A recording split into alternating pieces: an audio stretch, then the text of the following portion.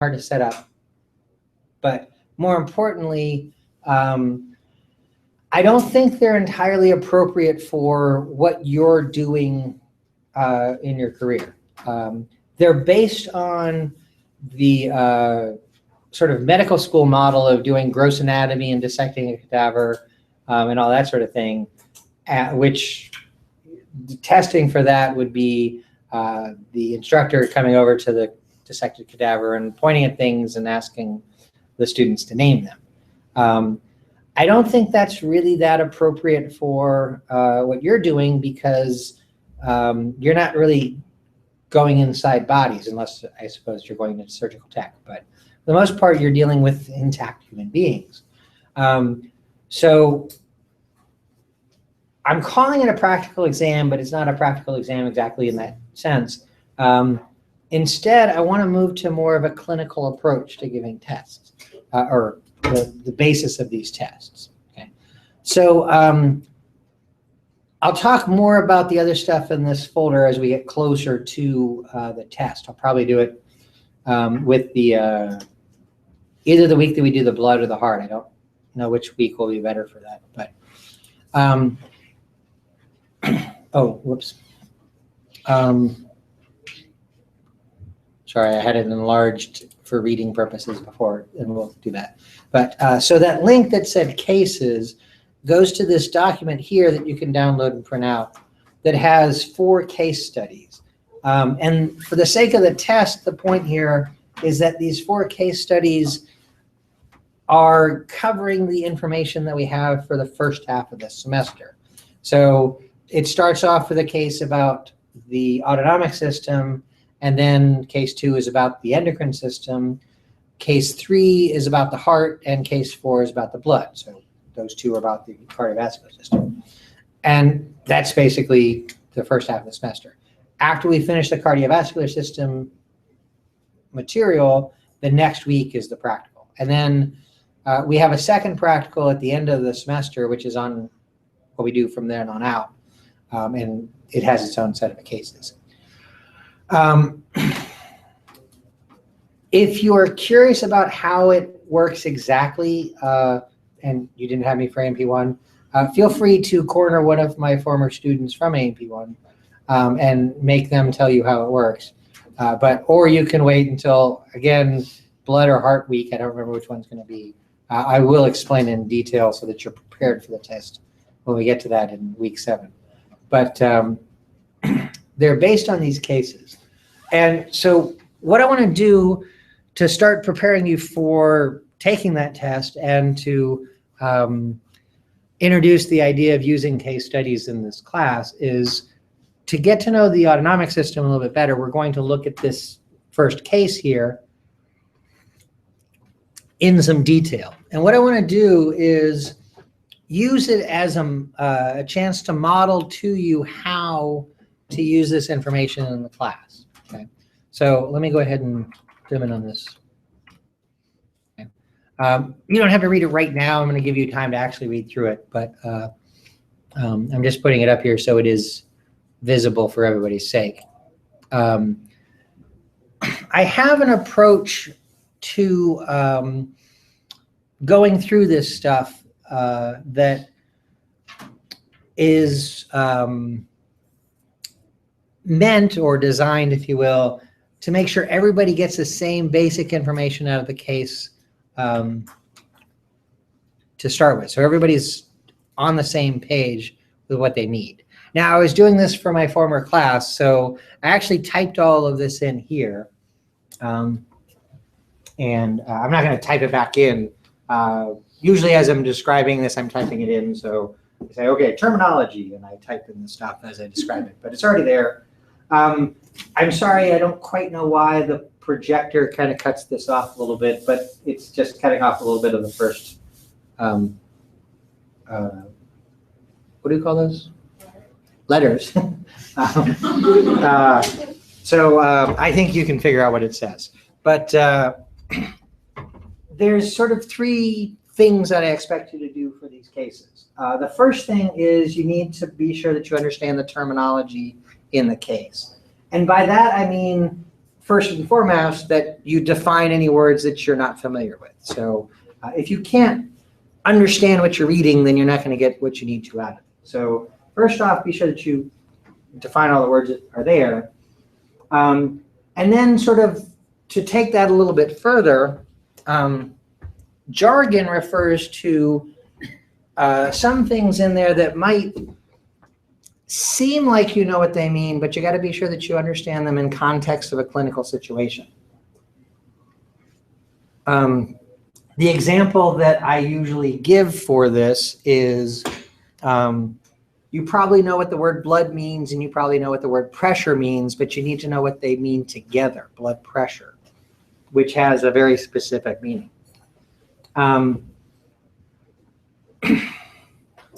You probably know what blood pressure is, so it's not a perfect example, but think about that way.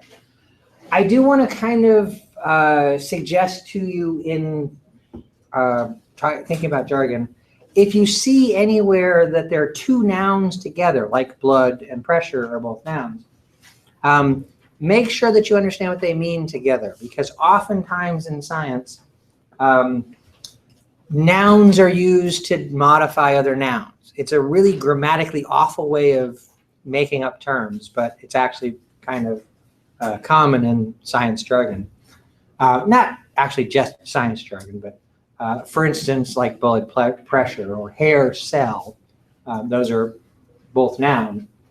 But what kind of cell is it? It's a hair cell. What kind of pressure is it? It's blood pressure. But I mean, the same kind of thing is found elsewhere. What kind of force is it? It's a task force, or that kind of thing. Just when you see that kind of construction, two nouns together, and the first one is modifying the second one, it's probably some sort of special jargon, because that's just the way that we usually do things. And then also be sure that you're aware of what the abbreviations mean. So again, the terminology thing is so that you know what you're reading. If you don't understand the case, then you're not going to get a whole lot out of it. When I talk about this, I actually kind of always think of this sort of a stand-up comedian that I watched when I was a kid a long time ago. This joke just always stuck with me. He's talking about being in high school or something like that and studying poetry. And he says something to his teacher like, I understand all those words individually, but I don't know what they mean together. Talking about poetry. It was really funny. You had to be there, I know. But so that's what I'm talking about. You need to be sure that you understand all of the words together and what they mean within the context of it being the case. So first and foremost, you got to understand what the case is saying. And then the next thing is to make a list of the symptoms and signs of the case. Now, I used to just say symptoms here, and I added signs on just to try to be a little bit more complete about it. Technically, they mean slightly different things, but what I'm getting at here, really, it doesn't matter what I call them. I want you to get a list of the functions that are compromised, what's not working for that patient. Okay? Symptoms generally are patient complaints. Okay? Signs are going to be things that are the results of tests or from the lab or whatever, which I guess is kind of tests. So that's kind of what those two words technically mean. But again, I don't really care what they really mean. I'm just saying you need to look at the story, the case, and figure out what things aren't working. You also want to be sure to,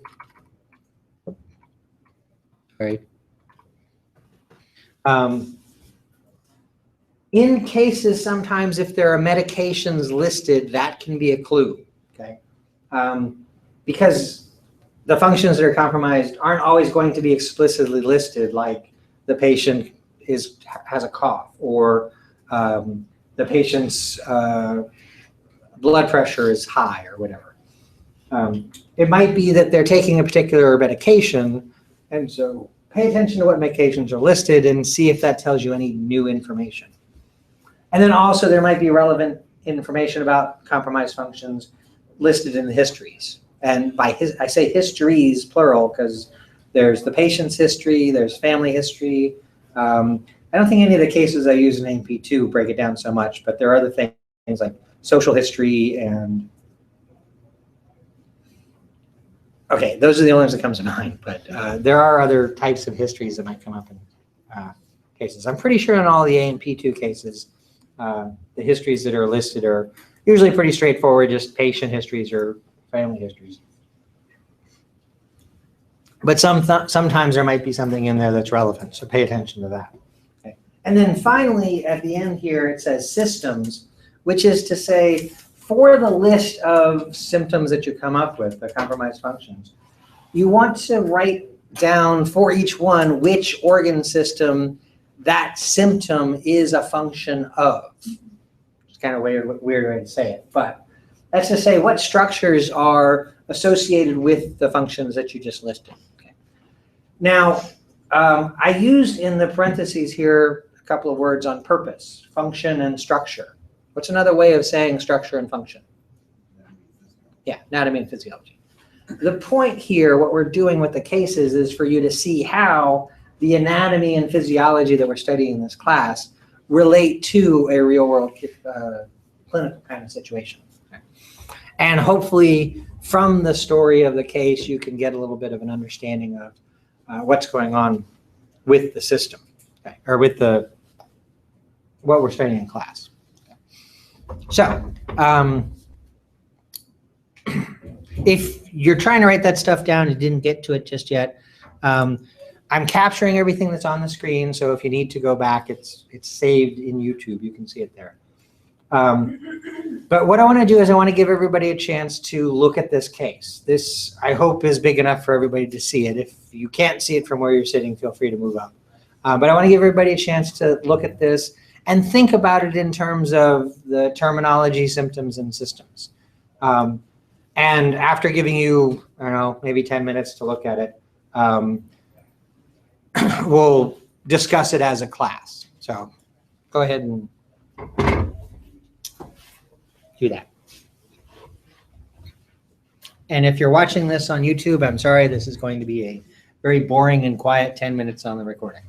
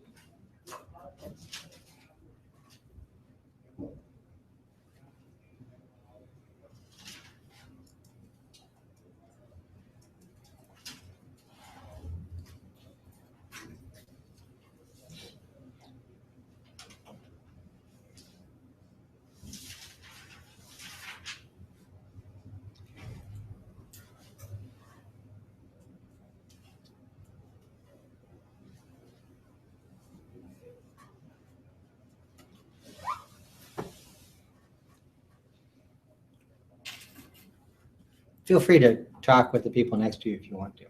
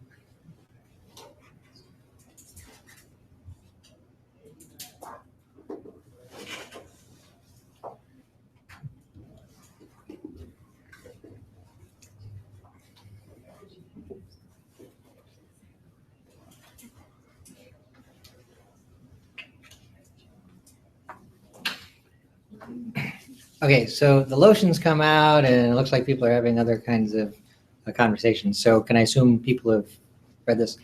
It's really short, so it probably 10 minutes isn't even necessary for it. Anybody else need more time looking at the? Okay. Good.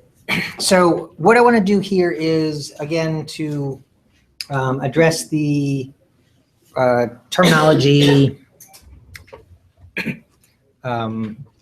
symptoms and systems approach. I just want to model this for you so you're kind of thinking about doing this with other cases. So was there any terminology in the case that people were not familiar with?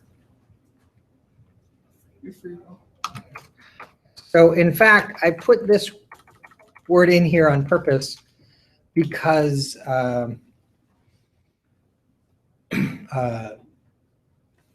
is it cutting off the A? So it is afebrile on the screen there. But I put this in there on purpose for the sake of talking about this process. It's not that important of a word for this case.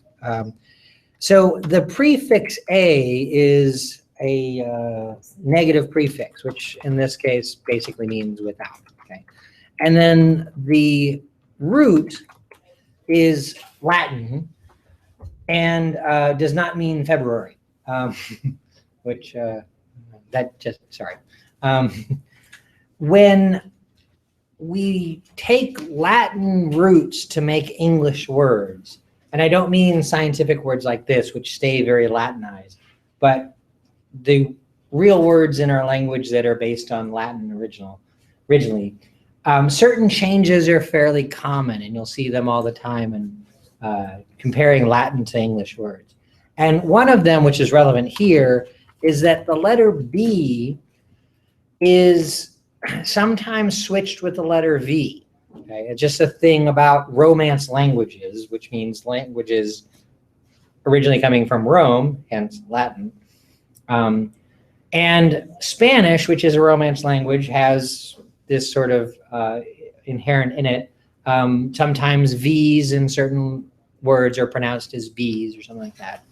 So if we change the, whoops, the B to a V here, that really points out what the English cognate for FEBR is. So what is that word? Okay, so obviously it means fever. So afebrile just means without fever. Okay. Now, I'm going to ask this question, and I will not be surprised if somebody gives me a frustrating answer. So I want to pre-excuse myself from the rudeness I might inflict on you if you answer that way.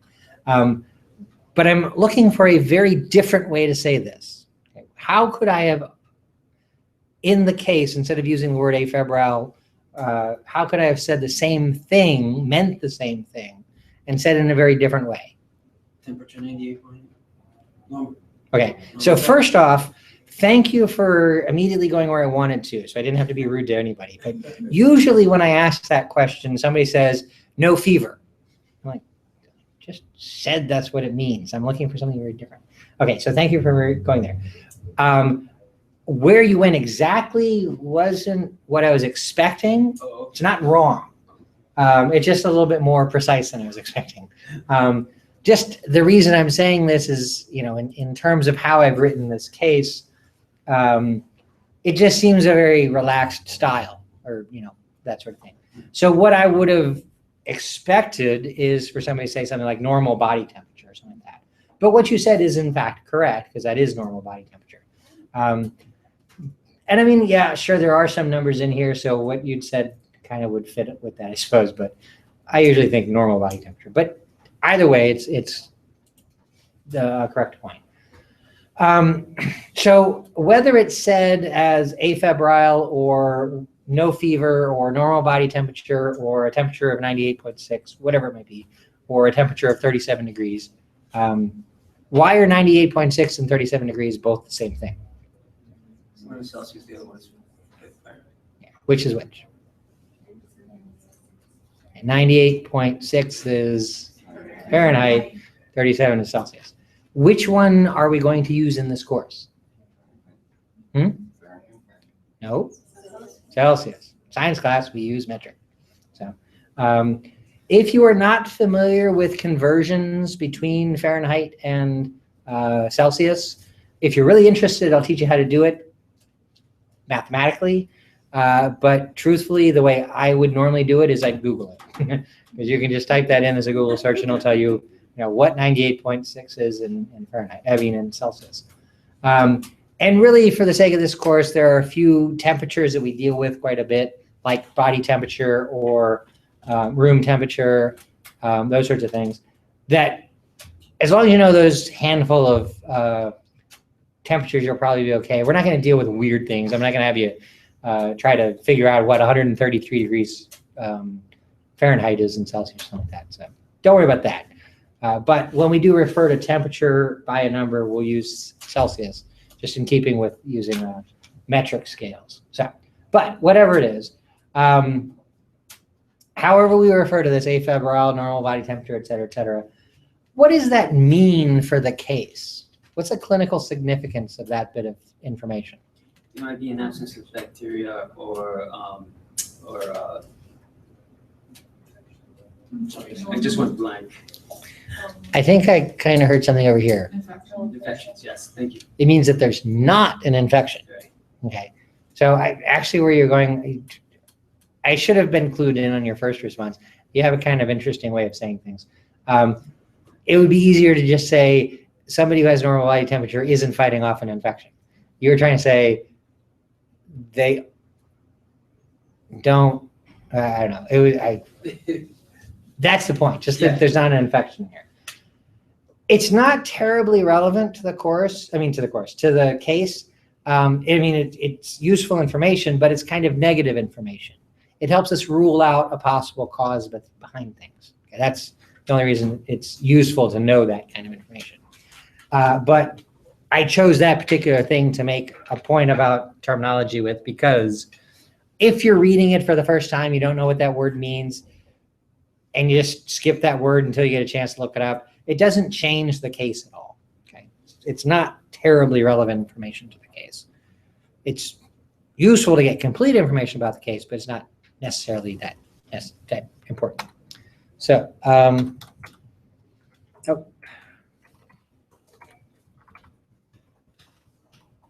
okay, so what symptoms do we see in this case?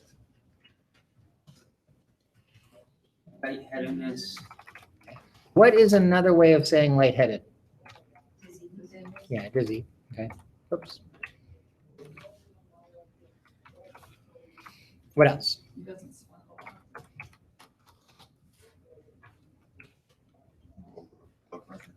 And low blood pressure. When you say somebody has low blood pressure, what are you comparing? Let me just go back here. What are you comparing the blood pressure that's reported here to know that it's low? Yeah, you usually work with 120/80.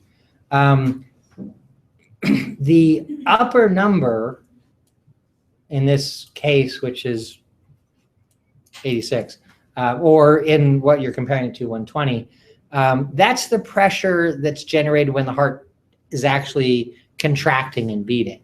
And then the lower number is the pressure in the system between heartbeats when the heart isn't working. Okay, so it's a range. It can vary between those two. It goes up and down, but that's what the numbers mean. And the 120/80 is really kind of a cutoff. Above that number is when blood pressure is starting to get too high. There's not really a similar kind of number that you use to say that below this is too low, necessarily. In fact, 120/80 isn't the best blood pressure you can have. If it's a little bit lower than that, that's actually better. It means that your heart doesn't have to work quite as hard. So 110/70 would be actually a better blood pressure for somebody to have than 120/80. Not that it's 120/80 isn't fine for the most part, but a little bit lower actually means that your heart's not doesn't have to work as hard.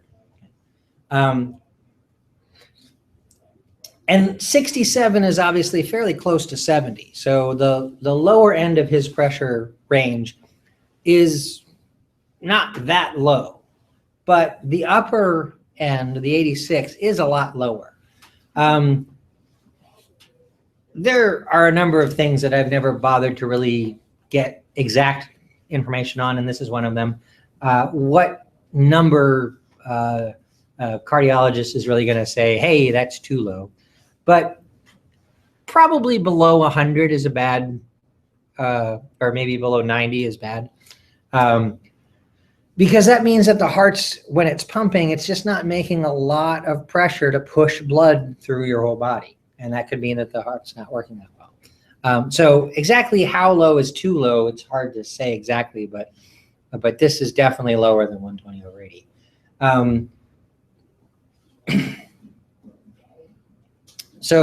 Yeah, there's that. Okay, back to the list here.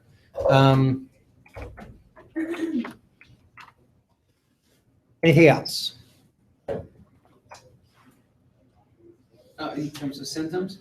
Yeah.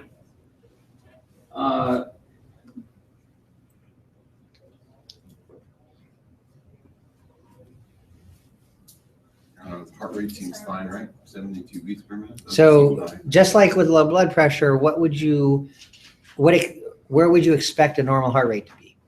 60, 70. Or resting, it depends. Right? Generally, the normal resting heart rate is going to be between 60 and 80. I'd give you that, which 72 is definitely between there. When I ask that question, sometimes people will say between 60 and 100. A heart rate up to 100 is kind of okay. Isn't really a red flag. When the heart rate's really high, especially at rest, it can get somebody worried about it. But up to 100 isn't always considered bad. But definitely pushing 100 is not as good as being down on the 70 somewhere. When we study the heart, the book is going to, and pretty much every textbook, talks about the heartbeat lasting 0.8 of a second. I think I actually did calculate this out one time, and I've forgotten now because it's been so long, but 0.8 of a second is either exactly 72 or exactly 75 beats per minute. I can't remember how, but you can do that. You know, like a heartbeat that lasts a whole second is obviously going to be 60 beats per minute. So 0.8 of a second, I can't remember exactly how much faster that is, but you can figure that out. And I've now since forgotten exactly where it is, but it's somewhere in that 72, 75 range. So what he has is actually kind of the sweet spot for resting heart rate. Anything else? Anybody want to verbalize their answer? No. No is a perfectly acceptable answer to that question. Because in fact, there is nothing else in this case. So from this, what we want to do is associate these functions that are compromised with the organ systems that are responsible for those functions. Now, in doing this, I want to make sure you understand that we're just trying to link the function to its system. I don't want you trying to solve what's happening here, what's causing this symptom. We're not getting that deep into it yet. We're just trying to say, okay, here's the physiology, what's the anatomy behind it? So when somebody is lightheaded or dizzy, which organ system is that function part of? Equilibrium. So in the finest definition, what you just said is not what I was looking for, because that's trying to solve the problem. But I can take it because it gets us to the right answer pretty quickly. So we're talking about a system. So equilibrium is not a system. What system is equilibrium part of? Organ system. Circulatory system. Equilibrium. Okay, yes. You could say a sensory system, but which is what we studied last week, technically, but it's the nervous system. That's the organ system that sensory systems belong to. So that's the point. So actually saying equilibrium is actually trying to establish why the person's dizzy. But when somebody's dizzy, when they feel lightheaded, that's actually a presentation because of a change in mental status. Their perceptions are not the way they're supposed to be. They think that they're a little woozy or things feel a little fuzzy or whatever you want to say. That's a mental status thing, which is not equilibrium. I mean, that's just the higher cognitive processes, but that's the nervous system. Okay. And that's what I'm getting at. So can that be associated with low blood pressure though? We're just trying to say what organ system is that symptom a part of. We're not trying to solve the problem yet. We're just putting the anatomy and physiology together. So save that question. Okay. So the way I heard it was that the lightheadedness is associated with a neurological symptom. You could say that, sure. I mean, I'm saying it's the nervous system that's responsible. So a neurological symptom, it would be a symptom of the nervous system. Okay. Yeah, right. So which system corresponds to the symptom of no sweat? Okay. I have these traps in the stuff that I do occasionally that are there for students to walk into, okay, on purpose. Part of learning is for you to notice the misinformation that's already in your head and correct it, okay? Every single semester that I talk about this case, when I ask that question, what's no sweat mean? The first answer that comes out of anybody's mouth is endocrine. Okay. Mine was Let me talk through this for a second to correct the misinformation that people have in their heads. What does endocrine mean?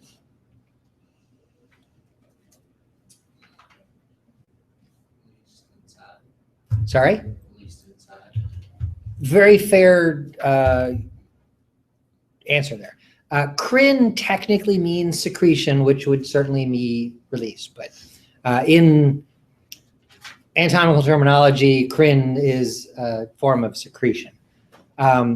So when you say release, you're meaning, chemical release or whatever, which is what we're getting at. But the important part is the endo means within. Do you sweat into your body? No. So in fact, the opposite of endocrine would be exocrine. A variation of that word is eccrine, which is what you're saying, neither of which is a system. So what system is sweat from? Yeah, the integumentary system, or skin, which is really all the integumentary system is. So yes, I always get somebody saying endocrine there, and I always want to do the job of saying sweat is an exocrine function, and so it's a function of the skin. Okay. Did you want to? Well, I was going to say epidermis system. But, okay, right. But So, you yeah. said it, so You're good there. Okay, you're on board. Now this last one should be easy. Which system is this? Low blood pressure. Circulatory, or more common, we call it the cardiovascular system. Specifically, it's the vascular part of that because it's about the blood vessels and the pressure there. But cardiovascular, yeah. So what we've done here basically is the 3 steps that I talked about. Okay. So for the cases that I give you, I expect everybody will get to this point with what you're looking at. And again, the systems that I'm talking about are the ones that are responsible for that function that is compromised. Don't try to solve the problem, because there is another system behind this that's causing it, but we're not trying to get that deep into it just yet. Okay, at this point. That's where we're going next. We're going to figure that out.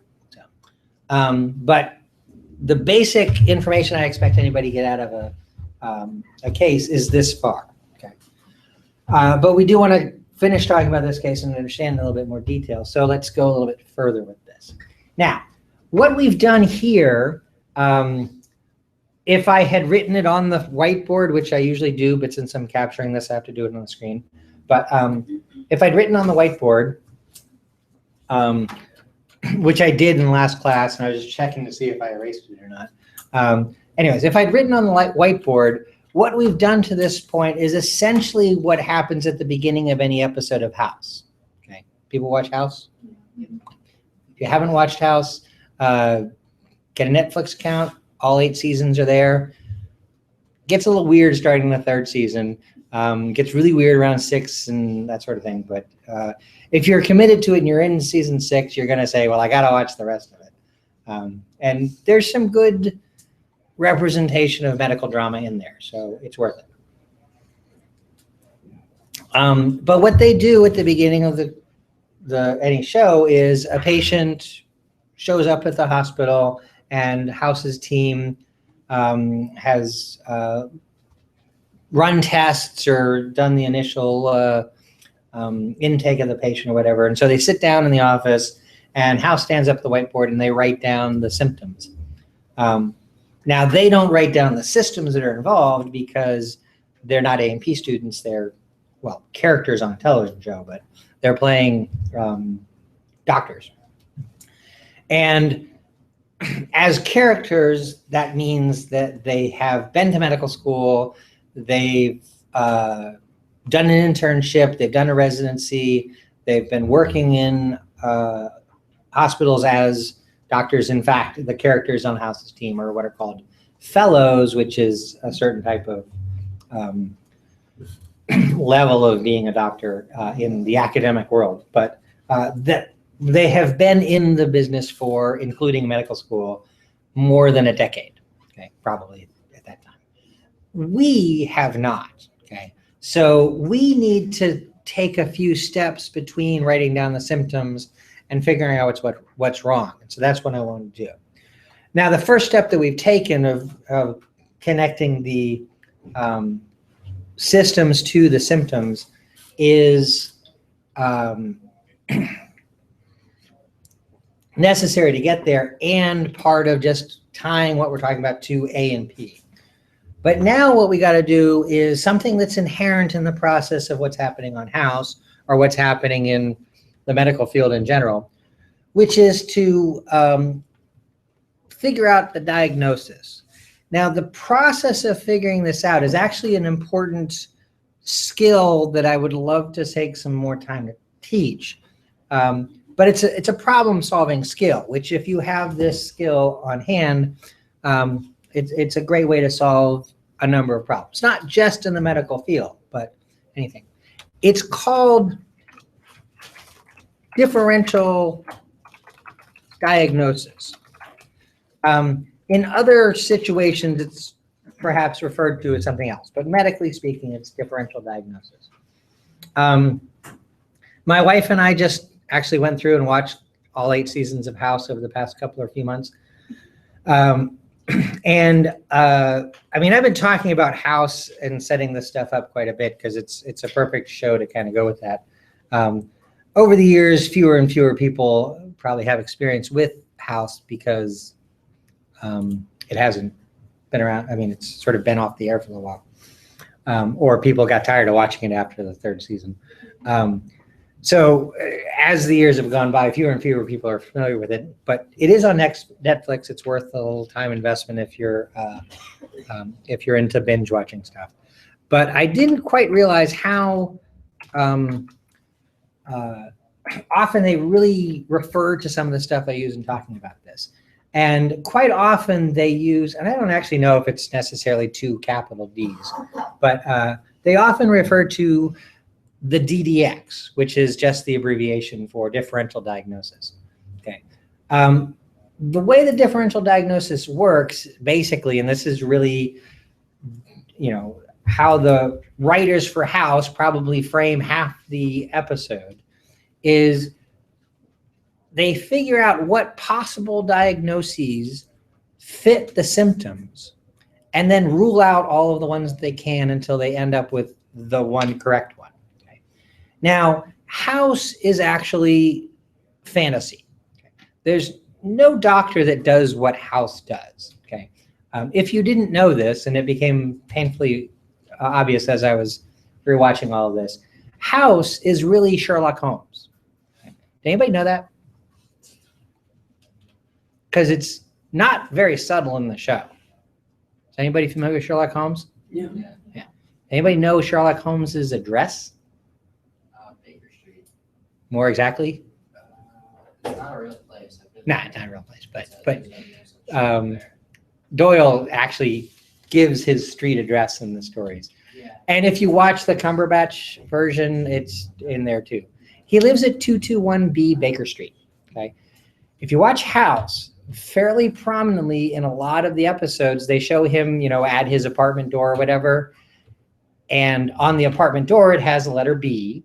And there are a couple where he's standing out in front of his apartment building, and it's building 221. So he actually lives in apartment 221B at his thing, which is he's Sherlock Holmes.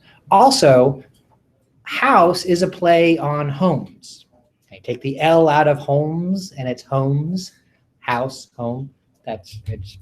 They're very blatant about it. And if you watch House, his friend Wilson is basically Dr. Watson. So, anyways, where was I going with this? There is no such actual doctor like House. House is just a Sherlock Holmes analog, the whole thing about Sherlock Holmes, there's no real person like that. He is I can't remember the term he uses to describe himself, but he's a consulting detective. That's right. He's the person that the police go to for any crime that they can't solve, because he can solve it. He has all of these deductive reasoning tricks and all that sort of thing. And that's what House is all about.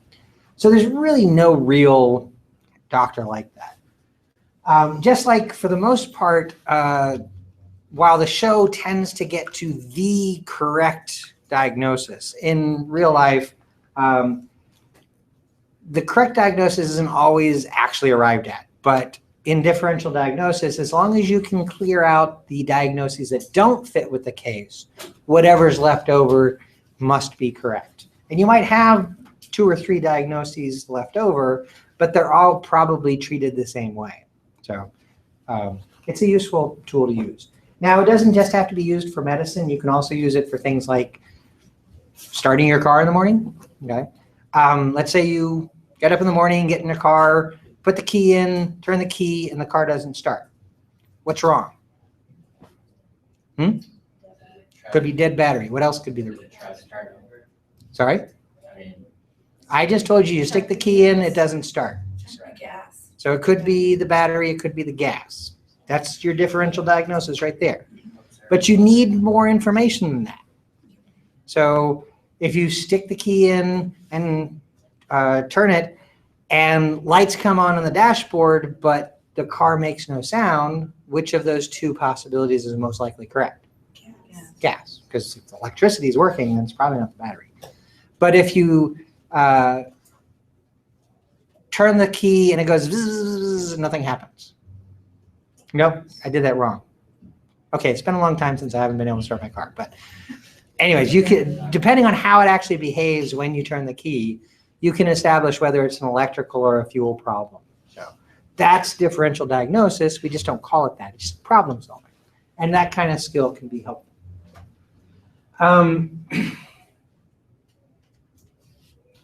So that's what's happening in the medical approach, looking at this and trying to figure out what things could be causing it. And an important part of doing that correctly is summed up in a concept called Occam's Razor. Has anybody ever heard of that before? Well, those of you that have me for MP1 better have heard that before, because I would have talked about it then too. But Occam's Razor, and I'm going to misstate this, but the way I always think of it is, all things being equal, the simplest answer must be correct.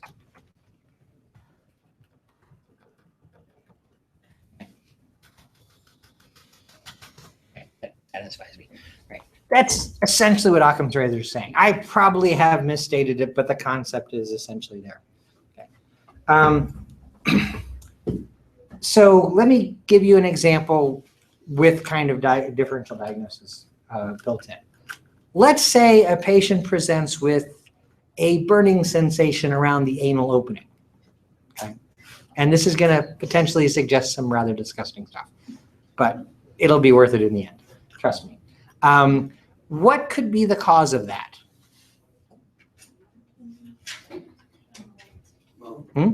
Hemorrhoids. What else? Spicy food. What else? Possible. Hygiene. I don't quite know how to say that in so okay, diarrhea. Did I hear another one over here? Well, I was just gonna say possible lacerations, small Okay. lacerations, features. One of those terms that you just don't want to hear, anal tears. Okay. So, but so we can come up with a few different things. Let me suggest another possible solution. Alien abduction. Okay. So we all know aliens abduct you when they do an anal probe, right? So obviously the next day you're going to have a burning sensation down there, right? Okay. According to Occam's Razor, that's the worst possible option. Why?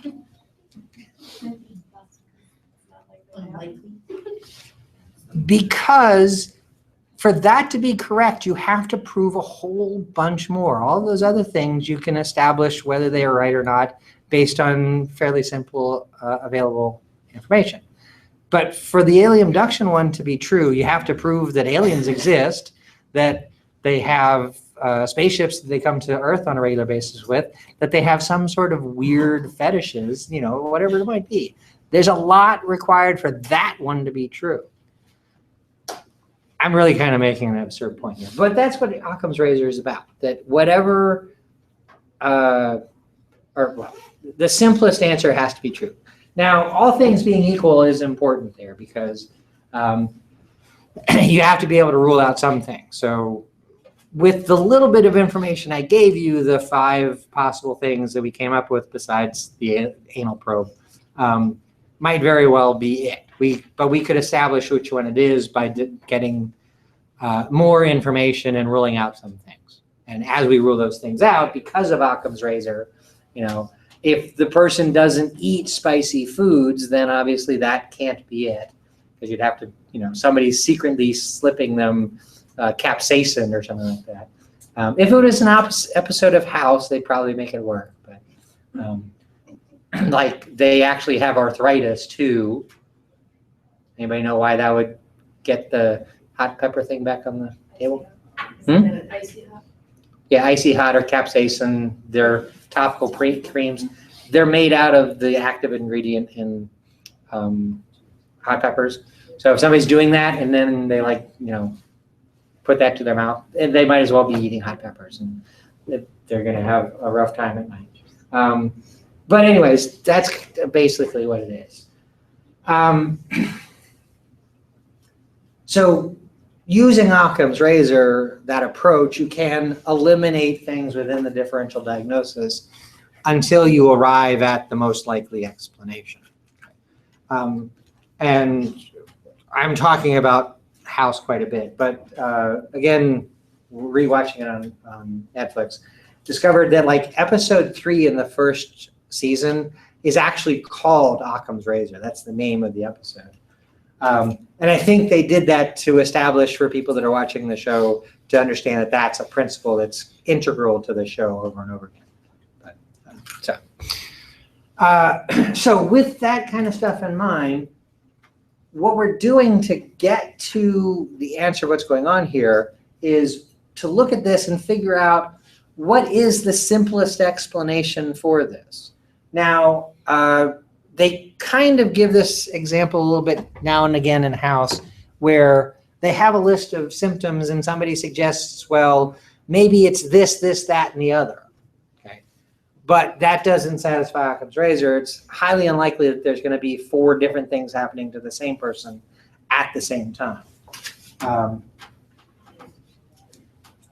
Now, for us, the way that we can think about this is to look at, and this is why the systems is useful, what ties these systems together? What is it that's one thing that could affect all of these at the same time? Okay. Physical activity. He's a basketball player.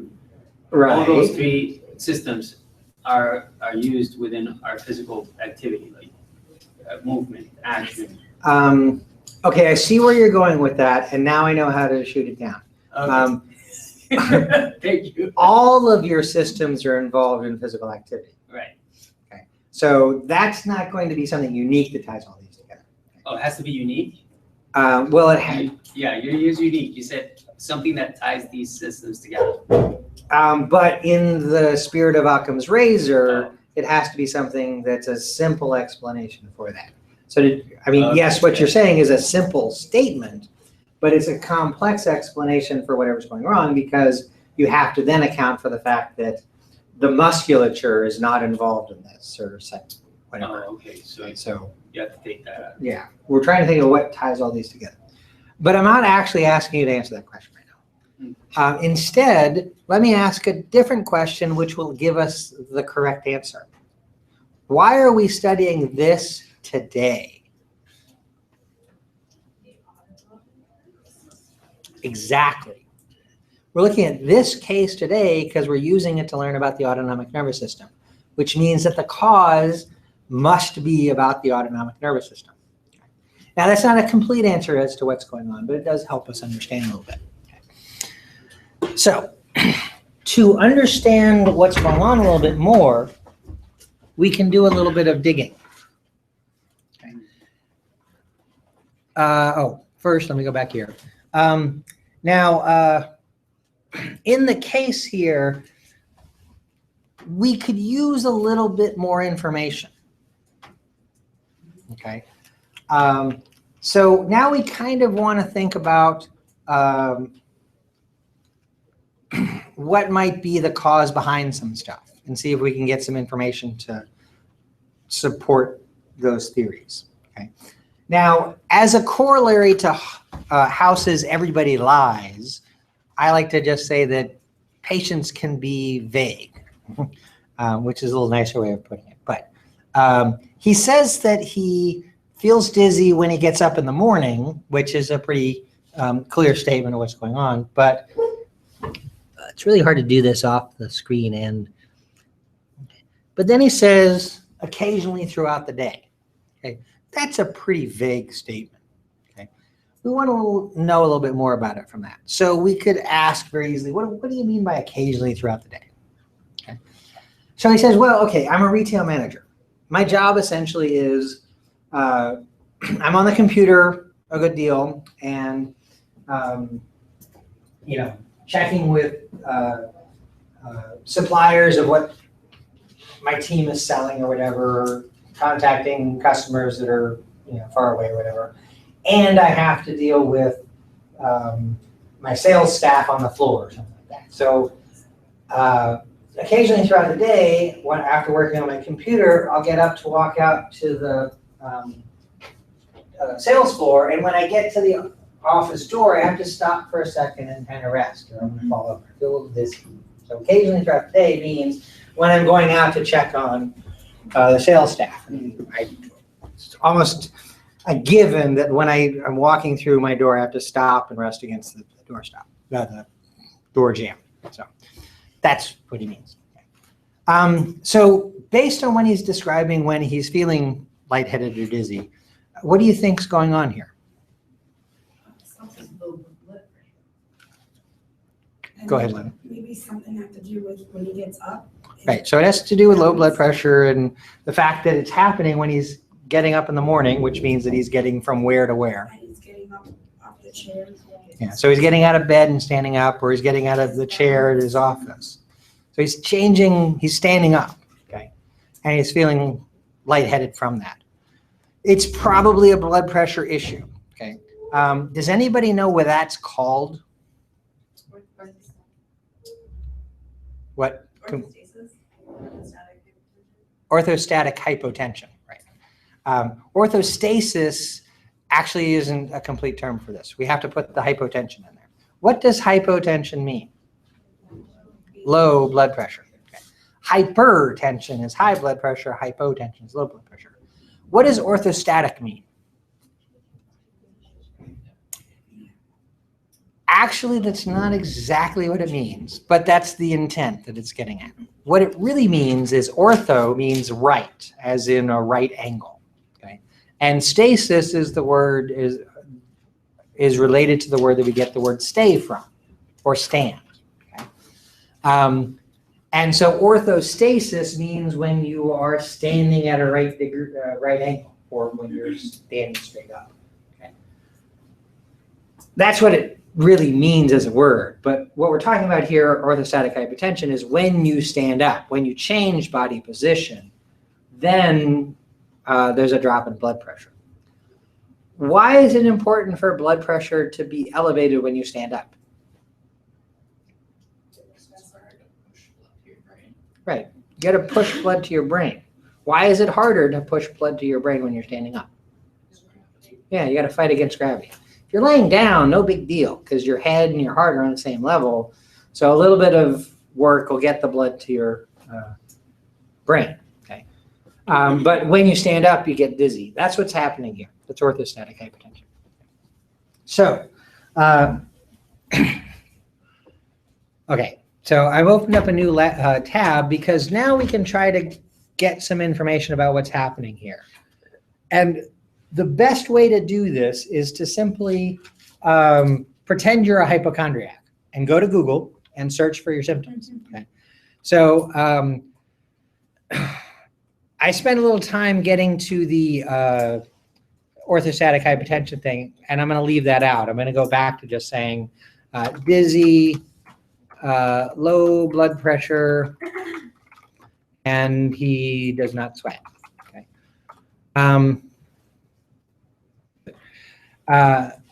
So you get a number of things, a lot of patient informational websites. The second one is actually a National Institutes of Health, specifically National Heart, Lung, and Blood Institute, which would be dealing with low blood pressure and that kind of thing. But a lot of things in here that are basically just so people get scared and think they're going to die of something. So we'll just go to the first one here, hypertension causes. When you do a search on Google, it's going to give you links that fit best with your search terms compared to what everybody else searches for. So this is actually just ended up being basically a search for low blood pressure. And the other terms in there may show up here or may not, but really what we're looking at here is a differential diagnosis for hypertension. And so the first thing that comes up here is orthostatic hypertension. I spent a little time getting there so that we know what it is when we see it here. The next one is dehydration, then anaphylaxis, hypovolemic shock, heart attack, bleeding, cardiogenic shock, congestive heart failure, septicemia, food allergies, tapenades, septic shock, you know. So if you're a hypochondriac, by this time you're convinced that you're going to die. Okay. But for us, it's a useful tool to investigate these cases because it is essentially differential diagnosis for that. Now, we actually already know that we want to look into orthostatic hypotension because I just built that up. But oftentimes students looking at this patient will suggest that it's dehydration, okay? Because dizziness, low blood pressure, lack of sweat. Maybe that's what it is. Now, low blood pressure is linked to dehydration, sure. And the fact that somebody's not sweating, students will often say, well, maybe there's just no water to be sweat out. Or people probably have experience with, being dehydrated and being a little dizzy or something like that. So people will make that connection sometimes. But I just want to rule this out real quick. And this website does a nice job for it, which is this big red warning sign here. Dehydration is a very extreme condition. If you're at the point where that's something you think might be happening to you, if it's in fact what's happening to you, you're in really bad trouble. Okay.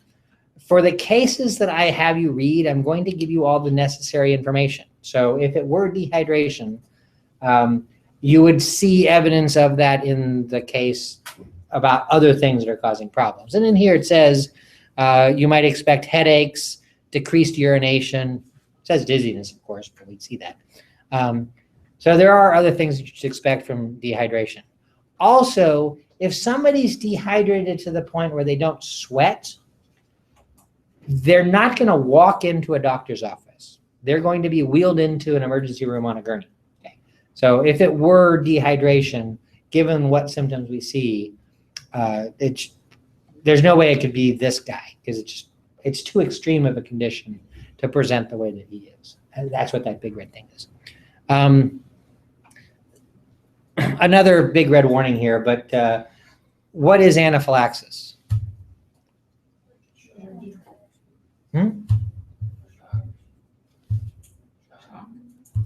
What is anaphylaxis?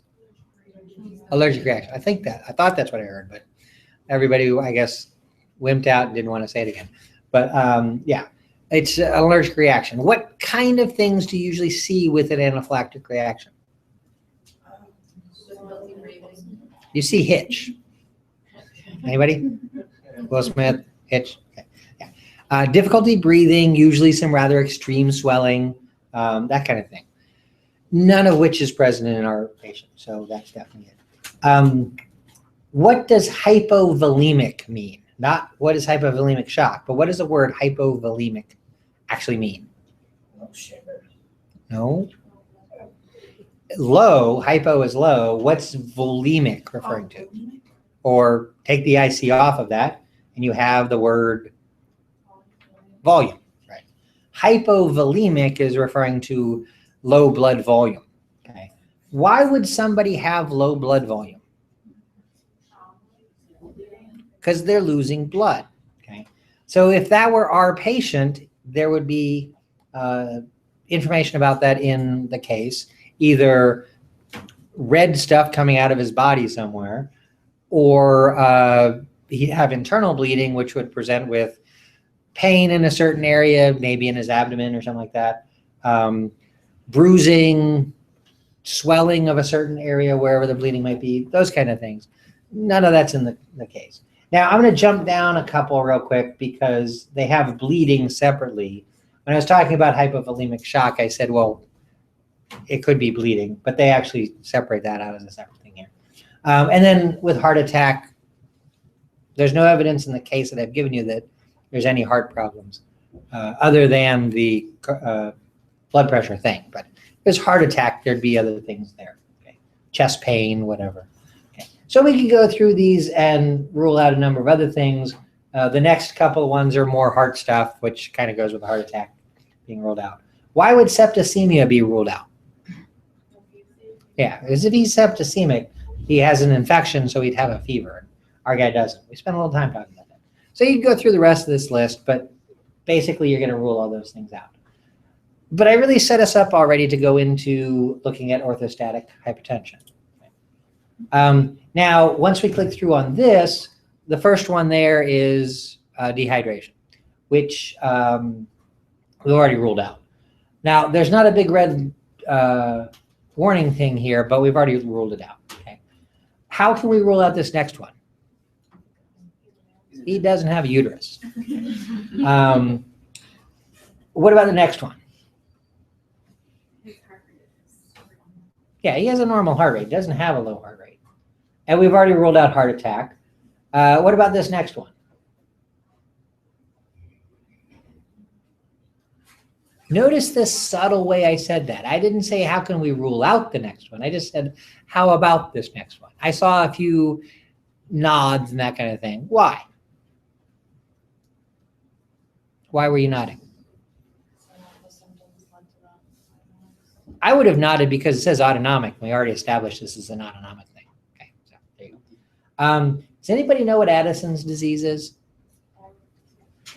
Actually, it's an adrenal disease, which it says right there. But why would that be ruled out?